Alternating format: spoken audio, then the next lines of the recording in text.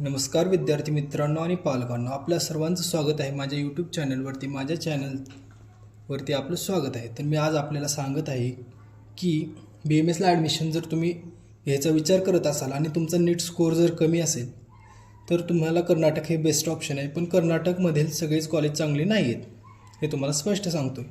आता मी सांगणारा हा कोण, तर मी पाटील मागील 2 वर्ष झालं इथं कर्नाटकमध्ये शिकत आहे. 2 वर्षापासून शिकत आहे. मग त्यातून मला जे एक्सपिरियन्स भेटले, जे अनुभव भेटले, त्यातून मी तुम्हाला हे सगळं सांगत आहे. तर तुम्हाला कळेल कसं काय काय होतं आहे, काय काय नाही होत, सगळं काय काय अडचणी येतात. काय काय कॉलेज म्हणतात 13 लाखात, 14 लाखात, 12-13 लाखात पॅकेज देतात. पण त्या पॅकेजमध्ये काय होतं आहे, सगळं प्रॅक्टिकल नसते, कॉलेज कसं तर असते, टीचिंग बरोबर नसते, स्टाफ बरोबर विद्यार्थ्यांकडे लक्ष देत नाही, खूप काही प्रॉब्लेम्स असतात. आता मला एक कॉलेज माहिती आहे, तिथं काय होतं आहे, गर्ल्स हॉस्टेल आहेत, तिथं फिमेल वॉर्डनच नाही, डायरेक्ट मेल वॉर्डन आहे, ते डायरेक्ट त्यांच्या हॉस्टेलमध्ये शिरतात. मग काय आता त्या पोरींनी काय करू शकणार नाहीत. मग त्यांनी प्रिन्सिपलकडे कंप्लेंट केली तर प्रिन्सिपल म्हणतो तुम्हीच हे करायचं, तुमचं काम आहे ना ते. आता त्यांचं कसं काम आहे, फिमेल वॉर्डन पाहिजे की नाही तुम्ही सांगा मला. जर फिमेल वॉर्डन पाहिजे असेल तर मग सगळं असायला पाहिजे की नाही. आता हा माझा पहिला फेस व्हिडिओ आहे, त्याच्यामुळे मला बोलताना जरा प्रॉब्लेम होत आहे, एवढं स्पष्ट बोलत नाही. पण मी तुम्हाला विश्वास देतो की तुम्ही जर असंच मला सपोर्ट करत राहिला तर पुढील 10-15 व्हिडिओमध्ये मी एकदम कॉन्फिडेंटली तुमच्यासमोर उभा राहून असं बोलू शकेन, एवढी तुम्हाला गॅरंटी देतो. आता मी विचार करतो तुम्हाला किती नीट स्कोअर. आता नीट क्वालिफाय पाहिजे. तुम्ही नीट क्वालिफाय असाल आणि PCBमध्ये ग्रुपिंग नसेल तरी पण चालतं आहे, तुम्हाला BMSला ॲडमिशन भेटते, हे तर तुम्हाला कळलंच असेल. आता कर्नाटकचं रजिस्ट्रेशन चालू आहे, काय काय वेळेस संपतं ते, परत अजून रिओपन होते रजिस्ट्रेशन विंडो. तर हे सगळं कारण आहेत. रजिस्ट्रेशन विंडो ओपन झाला, रजिस्ट्रेशन करा.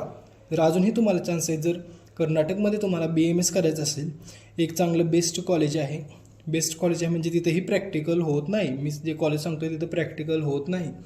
पण तुमचं पॅकेज 18 लाख आहे, 4.5 वर्षाचं BMS, 1 वर्षाची इंटर्नशिप करून भेटेल. जे कॉलेजमध्ये तुम्हाला कॅन्टीनची सोय आहे, हॉस्टेलची सोय आहे, बॉईज गर्ल्स हॉस्टेलची सोय आहे. तुम्हाला जर बाहेर राहायचं असेल सिटीमध्ये तर स्कूल बसची सोय आहे. फक्त तुम्ही ॲडमिशन घ्यायचा विचार करा. प्रॅक्टिकल होते का, हां, एक दिवसाला 1-2 पेशंट आले तर येतात डेली येतात असं नाही, कधी जास्त पण येतात, कधी कमी पण येतात. म्हणून नवीन कॉलेज आहे त्याच्यामुळे कमी फीजमध्ये होते. डेव्हलपमेंट चांगली आहे. सिटीपासून 2 किलोमीटरच्या अंतरावर आहे. इथून जर तुम्हाला सिटीत जायचं असेल तर 10 रुपयेमध्ये रिक्षा घेऊन जाते. तिथं रिक्षा घेऊन गेली तर येताना पण 10 रुपये, जाताना 10 रुपये असं आहे. तुम्ही जर इथं जवळच्या सिटीमध्ये हॉस्पिटल्स पण भरपूर आहेत. तुम्हाला हॉस्पिटल जॉईन करू वाटलं तर हॉस्पिटल पण जॉईन करू शकता तुम्ही. जर हॉस्पिटल जॉईन केलं तर तुम्हाला यायला जायला रिक्षा आहे. जर रिक्षा नसेल पाहिजे तर स्वतःची गाडी आणू शकता, बाईक आणू शकता. किंवा हॉस्टेलला राहणं कंपल्सरी नाही आहे. इथं तुम्ही बाहेर सिटीमध्ये राहू शकता, तिथं बाईक करू शकता. पण तुम्हाला पहिल्या वर्षी काय वाटू शकतं, कन्नड येत नाही आपल्याला, कन्नड माणसं कशी आहेत, आपल्या इथलं राहायचं काय माहिती नाही किंवा काय नाही. जर तुम्हाला असं वाटत असेल तर तुम्ही 2 वर्ष इथं राहावा हॉस्टेलला. 2 वर्षानंतर तोपर्यंत तुम्हाला सगळी माहिती कळते, कन्नड थोडं शिकताय तुम्ही, थोडं बोलता येते, बाहेर कसं काय, कुठं काय, माणसं कशी आहेत कळतं. मग तुम्हाला बाहेर जावं वाटलं बाहेर जावा राहण्यासाठी. नसेल तर इथं राहून तुम्ही करू शकता, हॉस्पिटल जॉईन करू शकता, येऊ शकता. हॉस्टेलची काही लिमिट नाही, कधीही जावा कधीही या. फक्त सिक्युरिटी टाईट आहे. इथं सिक्युरिटी टाईट म्हणजे CCTV कॅमेरे ते आहेत. सगळं हे व्यवस्थित आहे. सगळं टीचिंग 1 नंबर आहे. टीचिंगचं काही टेन्शन घेऊ नका. पण प्रॅक्टिकलचं थोडं हे होते. पण ते प्रॅक्टिकलचं तुम्ही 2 वर्ष झाल्यावर बाहेर जाऊ शकता, ओरिजिनल हॉस्पिटलमध्ये जाऊ शकता. आता मी सध्या हॉस्पिटल जॉईन केले, इथंच एक जवळ आहे, कार्डिओलॉजिस्ट, डायबेटॉलॉजिस्ट आणि जनरल फिजिशियन आहे ते. मला पण खूप चांगल्या प्रकारे शिकायला मिळते. 2 वर्ष झालं कॉलेजमध्ये, मला काही शिकायला भेटलं नव्हतं. पण आता 2 महिने झालं मी तिकडे जातो आहे.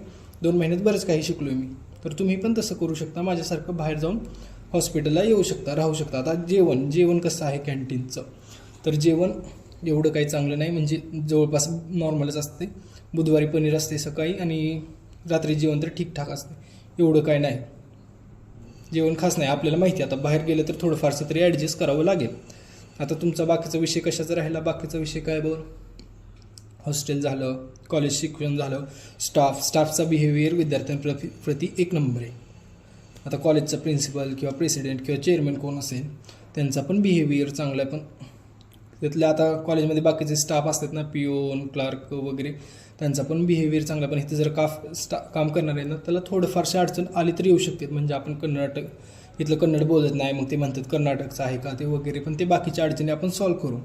माझा हा व्हिडिओ बनवण्याचा उद्देश एकच आहे की महाराष्ट्रातील गरजू विद्यार्थ्यांना बरोबर माहिती पोहोचावी त्या कॉलेजविषयी. मी पहिल्यांदा ॲडमिशन घेताना एकाच सिनियरला विचारलं, त्याच्याकडून असं असं झालं, त्याने सांगितलं.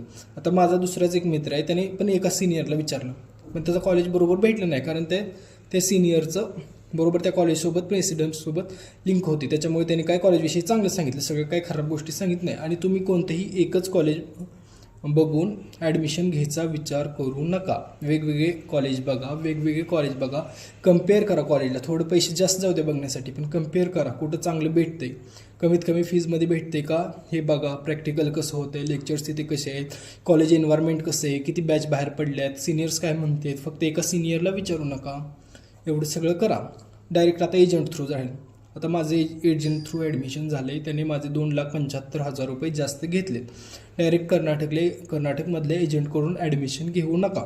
आपल्यात जे एजंट आहेत त्यांच्याकडून ॲडमिशन घ्या, सगळी माहिती काढा. डायरेक्ट एजंटकडे जाऊ नका. कॉलेजला पण डायरेक्ट गुगलवरती कॉलेजचा नंबर भेटतो, तिथे कॉल करा, किती ह्याच्यात होतं आहे विचारा. कॉलेजला डायरेक्ट विचारू शकता तुम्ही. आता मी ज्या कॉलेजचं म्हणतो आहे तिथं 18 लाखात BMS प्लस इंटर्नशिप होते. पण जर एजंटलाच विचारलं, एजंट ह्या कॉलेजचं 22 लाख सांगतोय, इंटर्नशिप सोडून 22 लाख सांगतोय. तुम्ही विचार करा मग काय असेल हा. आणि एकदाच पहिल्यांदा ॲडमिशन घेताना वेगवेगळे सगळं त्यांचं काय काय असते ते लिहून घ्या. मतलब अदर मिसलेनियस चार्जेस किती घेणार, पर इयर बुक्सचे किती घेणार, परत अदर इक्विपमेंट्समध्ये किती घेणार, परत हॉस्टेल मेस फी किती घेणार, परत ती वाढवणार का, परत फीज वाढवणार असतील तर किती वाढवणार, काय काय येणार, काय कंपल्सरी आहे का, हॉस्टेलला राहणं कंपल्सरीचं आहे का, हॉस्टेललाच राहिलं पाहिजे का, कॉलेजच्या कॅन्टीनमध्येच खाल्लं पाहिजे का, टाईम आहे का, काय थोडंफारसं लेट झालं तर काय भेटेल का, ॲडजस्ट करेल का कॉलेजविषयी, असं सगळं. फारसं लेट झालं तर काय भेटेल का, ॲडजस्ट करेल का कॉलेजविषयी, असं सगळं जाणून घ्या. अटेंडन्सचं काय आहे का, अटेंडन्सला किती, अटेंडन्स कमी भरले तर फीज किती लागेल वगैरे सगळं विचारून घ्या. कुठलं विषय आहे, पहिल्यांदा आता बुक्सचं फीज घेतले फर्स्ट इयरला, तर ती फर्स्ट इयरची फक्त आहे का, पहिल्या सगळ्या BMS होईपर्यंत बुक्सची फीज आहे ती विचारून घ्या. परत ते काय काय देणार, ॲप्रॉन वगैरे, युनिफॉर्म आहे का कॉलेजला, शूज वगैरे काय देणार का, ते कॉलेजच्या बसची व्यवस्था काय आहे, म्हणजे कॉलेजमध्ये राहिले तर कॉलेजची बस यूज करू शकता का, हे सगळं तुम्ही विचारा. अजून काय वेगवेगळी माहिती पाहिजे असेल ती विचारा. तुम्हाला अजून काय महाराष्ट्रातील विद्यार्थ्यांना अजून काय पाहिजे असतं, तुम्ही सेफ आहे का, पहिली गोष्ट. जर कुठली मुलगी ही राहायला आली तर तिथं सेफ आहे का, कॉलेजचं बिहेवियर तिच्याप्रती कसं आहे, कॉलेज व्यवस्थित राहते का, त्यांना ठेवते का, त्यांच्या सेफ्टीची गॅरंटी घेते का. म्हणजे इथं जर बाहेर गेली पोरगी, कोणी काय त्याला छेडछाड केली किंवा तिला काय आजारी पडली, अचानक वॉमिटिंग झाली किंवा काय आजारी पडली, अचानक तब्येत बिघडली, तर तिला कशा सुविधा आहेत, कोण आहे का त्यांच्यासोबत त्यांना बाहेर घेऊन जाण्यासाठी, डॉक्टरसोबत, डॉक्टरकडे वगैरे वगैरे सगळ्या काही गोष्टी आहेत का, हे सगळं बघावं लागतं. रॅगिंग होते का कॉलेजमध्ये, ती मेन गोष्ट आहे. रॅगिंग होते का, तर मी सांगतो, मी जर सांगतो ह्या कॉलेजला जर तुम्ही आला तर तुम्ही अजिबात रॅगिंगची टेन्शन घेऊ नका. मी रॅगिंग तुमची अजिबात होऊ देणार नाही. नॉर्मल, आणि ह्या कॉलेजला रॅगिंगच होत नाही बहुतेक. नॉर्मल लोक थोडेफारसं म्हणजे काय डान्स करून दाखव, हे असं वगैरे वगैरे करून दाखव, एवढंच सांगते, एवढं जास्त काही नाही. त्याच्यामुळे तुम्ही त्याचंही टेन्शन घेऊ नका. मी सांगतो, मी जे कॉलेज बोलतोय त्याच्या आधी दोन वर्ष आधी जेवण एवढी क्वालिटी खराब होती की सांगू शकत नाही, जेवू शकत नव्हतो. पण आता क्वालिटी बदलली आता थोडीशी, पण अजून पण खराबच आहे, पण थोडी बदलली. तुम्हाला सांगेन, मी व्हिडिओ दाखवेन. तुम्ही जर कमेंट केली फूड तर मी व्हिडिओ टाकेन, तो ही मेसचा कॅन्टीनचं कसं आहे, फूड काय वगैरे वगैरे. जर तुम्हाला ॲडमिशन घ्यायचं असेल तर नक्की कमेंट करा. कमेंट बॉक्समध्ये लवकरात लवकर रिप्लाय दिला जाईल.